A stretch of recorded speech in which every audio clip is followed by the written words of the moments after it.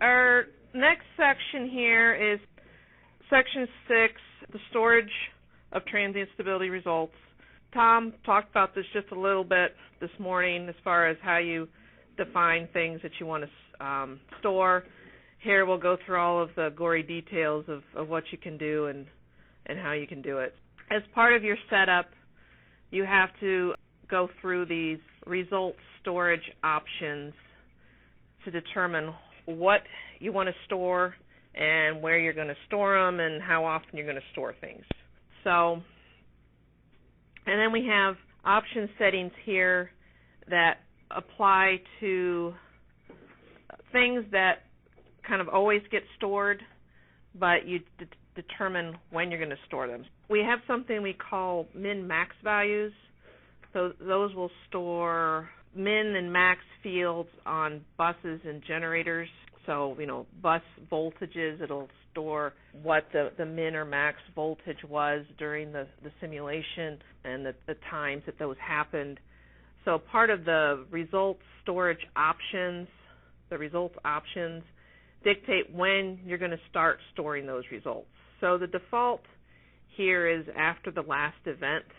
So typically things are going to move around while a fault's being applied.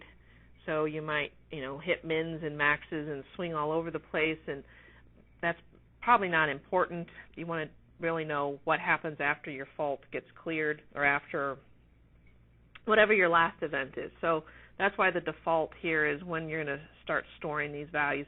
But if you don't want that, you can start from the beginning of the simulation, so start storing things immediately if you want, or a custom time that would be tied in probably somehow to some event that you're going to have applied during your simulation.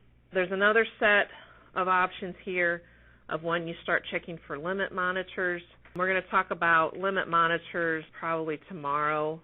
Somebody already asked questions about those as far as showing what are those violation fields mean, and the limit monitors are what will show us violations. So we'll go into gory detail about that in another section. But again, when do you want to start checking for your limit monitoring results? So the default is after the last event, and you can also apply a time shift after the last event if you want to do that as well. And you can do immediately or a custom time again. Same reason that you might not want to check for these limit monitors until the last event, that things are going to swing around during a fault, and the monitoring may not be that meaningful. There's another option here that dictates the particular results of angle reporting. So Tom talked about earlier the academic cases that might have an infinite bus in them, where you have a generator that maintains a constant frequency and a constant angle. And if you have a case where there is an infinite bus, then this angle reference option that you specify is ignored because the infinite bus just becomes the angle reference. And what we talk about why we need this angle reference is mostly the why of this is more important than how you set it, I think. That's on the next slide here. When you talk about angles that are moving in a synchronous reference frame at nominal frequency, if something happens that causes the actual frequency to increase, the angles will increase over time. And, this is what the actual angle is, but it's something that's probably not that settling to look at. You think, oh, my system's not stable. But even though the angles are increasing over time, as long as they're converging to the same slope, your system is stable. So what you're used to seeing is more of what we see in this bottom plot, where we're actually plotting angles with respect to some reference. So when we talk about defining the reference, we're defining this value that's going to make the plots look like what you expect them to look like. So instead of converging towards a slope, they're going to converge hopefully towards some flat line if they're stable. Options for what this reference is are defined with this angle reference feature. So the default here is the average of the generator angles. You can do a weighted average. You can specify a bus which would be defined here, and then the synchronous reference frame, which would be no reference at all. There has to be a reference. You have to have a reference angle. So synchronous reference frame is just what she showed in the first one where they were moving away from it. There has to be an angle reference. We do allow you to see both values, so both fields are available as results. So I'm not sure why we even have this option for no reference frame. We should probably need to get rid of this. No, we use it for education. I'll put education only on here. And then in addition to that main reference angle, you can also choose to shift it. So if you want to initialize your reference angle to be 0 initially, you can do that as well. But the safest thing is just to leave it at the average, I would say, to see the machine. Right. Yeah, but like I said, if you go in, we'll go in and look at an example here. So let's go back into Simulator, and we're going to go back to that case that Tom used this morning. So if we open the case called Example 13.4 with plot, don't save anything if it prompts you to save something. And then if we reopen the transient stability dialog and take a look at where these options are located, over here on the left-hand side, there's an option drop down, and then there's results options. So this is where we see those settings for when to start checking for minimum and maximum results, when to start looking at our limit monitor results. And the thing you'll notice here, our angle reference is all grayed out. And because we've got the red warning here, it should say this is an educational case. We do have an infinite bus in this case, so we don't have to define the angle reference. But generally in cases that you're going to load from WEC or internally, you're going to want to specify angle reference. And then additionally, there's some newer options here as far as what gets reported in the event log. There's different classes of things that occur during a transient run, and it's whether or not you want to put this in the log, so it's the message log, or put it in the event log. And we'll talk about the event listing a little bit later, but the event list shows you in detail all the things that happen during the transient run. And sometimes, I think Gordon can attest to this, when you're using the composite load model, you'll see lots of messages occur, and you may not want to see those. So we've added some options here to filter that a little bit better so that the events are more meaningful. But the main thing we want to talk about here are the results storage. So if we move down to the results storage section and click on just the store to RAM options. So we have two options here as far as where the results go, either to RAM or to hard drive. In these small cases, we can probably store everything in RAM. In real-world cases, you're not going to want to probably store a lot of things in RAM. If you're just storing a few frequencies or rotor angles and things like that. But if you want to store everything possible, you're going to want to store things to hard drive. And the one caveat I give when storing things to hard drive, store them locally rather than a network drive, because you'll find with these large files, if you're storing them on a network drive, that will slow down your simulation because of the latency in the network connections and things like that. So if you want to store them there later on, locally save them while you're running the study and then put them on a network drive later. The first thing to look at here are the things that we store to RAM. So like I said, Tom had you select some of these things earlier, but there's lots of options, lots of fields. There's 10 or more tabs here. So we have a tab for each type of object that we can store, and then if you click through these tabs, you'll see specific fields. So these are the transient stability related fields that you can see here. You're not going to see every field associated with the generator that you see when you look at the power flow data. You're just going to see transient stability information here.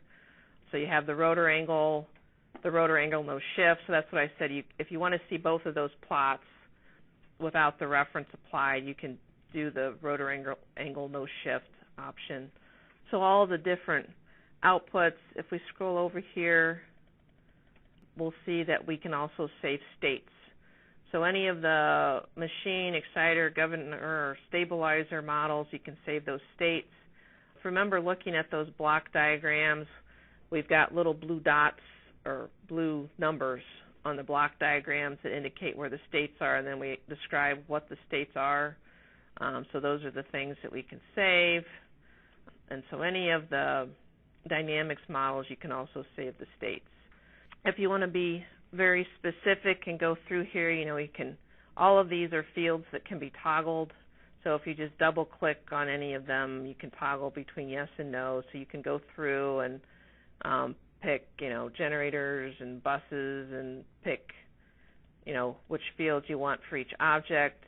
If you don't quite know which ones you want, there's an option here for each object, save all. If you click on that, you'll see that the entire row up to a point is grayed out, which means we're saving all of the fields associated with things. If you want to save the states, you still have to select those individually, but the save all means save all of the fields. There's an option here up in the upper left-hand section of the tab, Set All No. If you've gone through here and you don't know what you've set to yes and what you've set to no, you can click Set All No and start over fresh so that you're not saving too much information. Again, you're limited by your memory, less than 4 gigabytes. Even if you had 16 gigabytes of RAM on your computer, the software itself limits you, I think, to like 3.7, actually, somewhere around there. And then there's other buttons up here at the top. If you want to set all to no for all types. So that's another option of setting things no for a particular tab. I don't think if we... Well, actually that sets everything to no again. So, and then there's options. If you don't want to go through the individual fields, there's this set save all by type that brings up this dialog that lets you say, okay, I want to save all branches, and that saves the fields. If I also want to save the states, I can click checkbox there. If I want to save all of the fields for a generator, I can click that. If I want to do any of the states, I click those. Also here, if you want to do this by certain areas or zones, if you set your area zone filters before you come in here, you can choose to apply the area zone filter, so only those objects within the selected areas and zones will have these options applied. Otherwise, this is going to save information for your entire case, which is probably not what you want to do. If you hit OK, and then it comes through and sets the appropriate save all fields for the objects that you've selected. Up here at the top, there's an option, Save Results Every N time steps. This, again, is a feature that helps you cut down on the amount of data that you're saving. So instead of saving every single thing, you can choose to skip time steps. The warning with that is you may miss things. So something could happen. You could get some strange voltage dip, between several time steps that you've missed. But we have ways of dealing with that we'll talk about later. If you do change the save every n time step setting, is that for this? I'm thinking the final plots. Does that apply to those also, or? Yeah, because it would. The plots are only going to plot what's available. So yeah, anything that you want to plot, you have to have chosen to save some way. Well, stated another way, if you plot anything you choose to plot will get saved. So you don't have to necessarily specify it if it's already in a plot, but it will get saved at the frequency you specified here. And usually you don't want to be saving it every quarter cycle anyways. So typically a 4 or an 8 is fine there. I guess a long time ago at a PSLF training, they had a similar option, not save every time step, but they, I think, had mentioned something about if you save at an even time step, then if your simulation is numerically unstable, you may not catch it because the numerical instability each time step would jump from like -5 to +5 and going like that. And if you save only the even ones, you just see a +5 flat line. Have you guys ever heard of that? Any issue with you may miss some numerical stability if you use the even number of time steps instead of saving an odd number of time steps? We're actually going to talk about aliasing, which is sort of what you're talking about when we talk about frequency concepts, because if you undersample something, you can miss things. Right. If it's a numerical instability and it's not really causing trouble, I mean, if it's a numerical instability, chances are you'll know soon enough whether you sample even or odd or whatever quickly, because usually it just blows up. If you got something where you've got a sustained oscillation, it depends on the frequency of the oscillation. So could there be an issue? Possibly. I haven't seen that. Okay. And it could be their integration method versus our integration method. We're using a second order run to cut us, so every time step we are doing 2 evaluations. So I don't know. I haven't heard about that. I think they were talking about in particular where the frequency is every time step it's oscillating back and forth. Yeah. So that has not come up to date. Yeah, honestly, I wouldn't worry about that, but you can save it as often as you want. It's just if you save it quite often, you can generate very large files. Yeah, all PSLF users in West who've gone to their training, that they feel most comfortable with every third, an odd number, because that was how we were training. Yeah. You want to save every third, every fifth, every seventh. Okay, so I'm just going to pick some fields here to save. So for the generators, I'll just save all fields for the generators. And once I have that set, I think I have everything else set to no. So to make sure that, I can click the Set All No button, and then, actually that's the difference here. The Set All No for all types does go across all tabs. The Set All No that's on the tab, that only carries through for whatever tab you're on. So if you're on the generator tab, that's only going to set the generator all to no. So if you want to go clean everything out, you want to set the all to no for all types button that's above all of the tabs. So then I'll just click Save All for both of the generators that are here. And then if I hit Run Transient Stability, this thing already had a built-in plot for me, so that's why that popped up.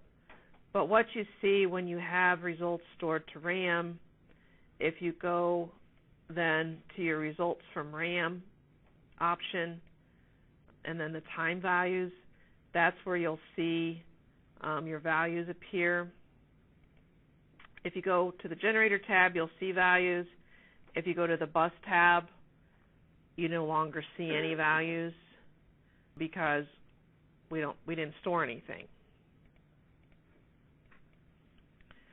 If we go back to the results storage and change to the Save to Hard Drive Options tab,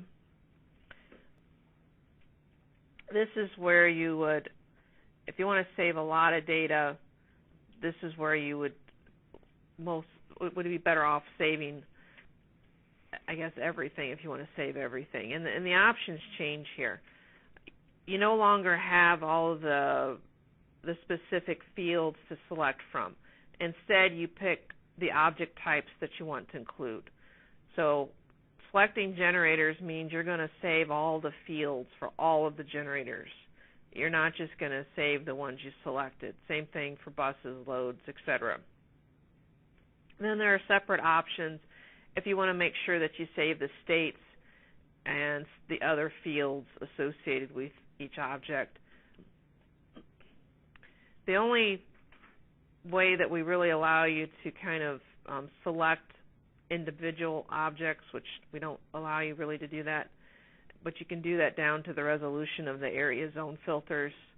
So, there's probably much of the case that you're running that you don't really need that information, so you can filter that out by setting your area zone filters and only save the objects that meet that setting. The TSR files, the only thing that we'll let you specify is the location. We don't let you specify the name. So if you're running multiple contingencies or even just a single contingency, the TSR file is going to be named whatever the contingency is named. So if you have the same set of contingencies that you do for all of your runs, you need to make sure that you're saving all of your different runs to different directories. Otherwise, you're going to be overriding files from a different run. You specify a location. I'll just specify. If you don't specify a location, it's going to go to the location where you opened your PowerFlow case from. So it's probably best to just specify somewhere to put these. I'm going to put these in my temp directory.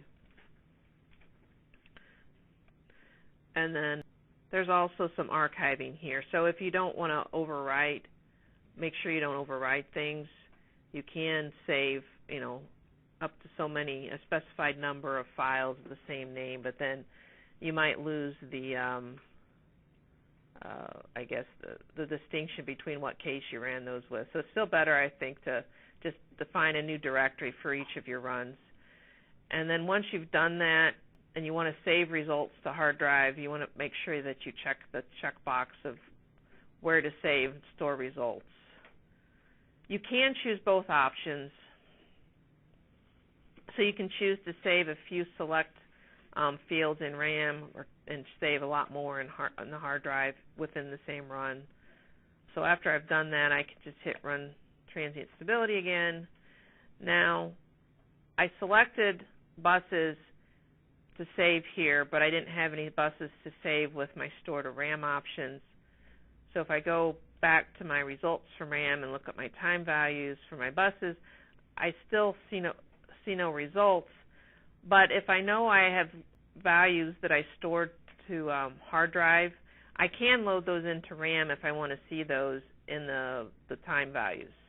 The result you're seeing there is the one from the plot. Oh, yeah, you're right. Because she showed a plot. She had a plot defined, so it made the plot, which is the Caroline closed, but that's the plot data, and that will get saved. Because otherwise we couldn't generate the plot. Yeah, so if we go back to our results storage buses,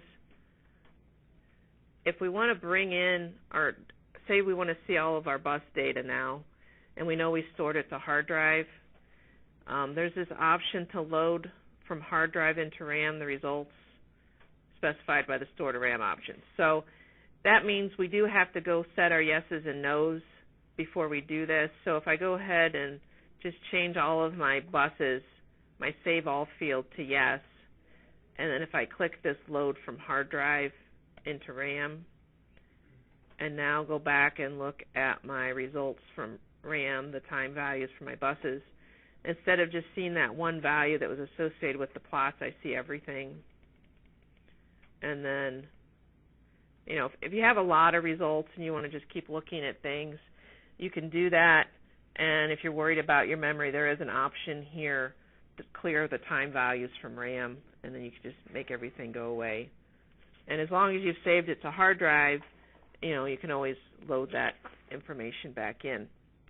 I've talked about the plots a little bit, but we're not going to talk about those into great detail until the next section. But one thing to mention here as far as the results go with the plots, you can plot from either RAM or hard drive, and both. So there's some color coding that you'll see. So if we go into the plot designer, just mention this. When you design a plot, you pick the type of object that you're going to plot, and then you pick the fields. If we look at the generators, I chose to save all of those values to RAM, and so if we pick the device type of generator and choose any of these fields and look at the values down below, actually they're all blue because I overrode them. I thought it would show green even if they're, it's define what I thought it was supposed to be. Anyway, the colors change. So if they're not, if the values are black down here, you know you have results not saved anywhere. If they're green, they should be saved in RAM. If they're blue, they're saved in the hard drive. And when we go to plot things, we look to see if their values are in RAM first, and if they're not there, then we go out and look to see if they're in hard drive. And then if they're not in either place, then it's not going to plot, even though you got it set up to plot. Right. It'll create the plot. There just won't be any data on it. That's pretty much it for the storage options and how to select that. Are there any questions at this point? And then we can hopefully get through the plotting. So I'm one of those lucky users that had a predecessor set up files for me, so I load it in and run my studies, and it spits out plots. And my question is, it's set up so that we write to hard drive instead of TSR file, and I'm assuming also, I don't recall if it saves to RAM also. Is there, how I was, and I don't know if this is right or wrong, I was told, okay, go ahead and run your simulation, look at the plots, make sure everything settles out, and then toss the TSR files if everything looks good. Because we're going to have the files to recreate the study, and we're going to have plots showing that it damped out. If I were to not save the results to hard drive, would that be a speed increase? I don't know if I'm on the right track here or not. Because the reason I'm hesitating is because I think you said that when it makes the plot, it goes first to the RAM and then to the TSR full data. Is that right? Well, if you've got plots that are defined, and we're going to get into plots coming up on the next one, on plots, as we'll see, there's an option to show the plot iteratively as you're going through the simulation, or usually it's done at the end of the simulation. That data has to be saved in RAM to make the plot, so that data will be saved in RAM. Okay. With respect to performance, yes, it does have an impact as we're saving this data places. There is a performance impact on it. So how much, I mean, it's not horrible, but the less you save, sort of, the faster it's going to run. Because it does have to take cycles to move that data around, whether it's writing out the hard disk or whether it's moving it over into RAM. That's just how it is. So if we have plots defined, we do not have the check mark to RAM, only to save to hard disk, and we have 200 simulations that we're doing, and we let it run overnight, and come back, and the plots are generated, then it's automatically then accessing the data that was saved to hard drive, bringing it into RAM, and making the plot. It would be in RAM. It's not going out to get it. So I think it's putting it in RAM. So yeah, even if we don't have the save to RAM checked, well, on the multiple contingencies, I'm not sure exactly. I don't know, because Jamie may have said it one way to really optimize on multiple contingencies. But the example that Caroline just went through, where she said, you know, I don't have any data, and she did have the data associated with the plot, and that's because it's needed to make the plot. Does that answer your question? I guess I was just looking at performance. If I were to say just use RAM and don't create a TSR, am I going to speed it up significantly? I don't know that that's going to happen.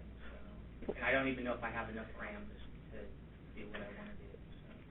The big issue, like I said before, with the saving to hard drive, save it on your local drive. because you will see a definite speed hit going out to a network drive. And use the area zone filter if you know some areas you're not going to be interested in, that could decrease the writing to the hard drive. I mean, we've tried to optimize that TSR file as best as we can, because we've got it organized so we know where to put things as far as the fields and all that. So it just depends, if I don't think it would, in the grand scheme of things, as far as how big your case is in the simulations, I don't know that the saving the data is going to be that big a hit. I would hope. Yeah, you'd want to test it. I mean, that would be the best thing to see. Yeah, that's what that's gonna be on Try it my and list, see if it makes much of a difference. And in section 8, we show you how you get results on the simulation, and one of those results pages tells you how many seconds it took to do the run.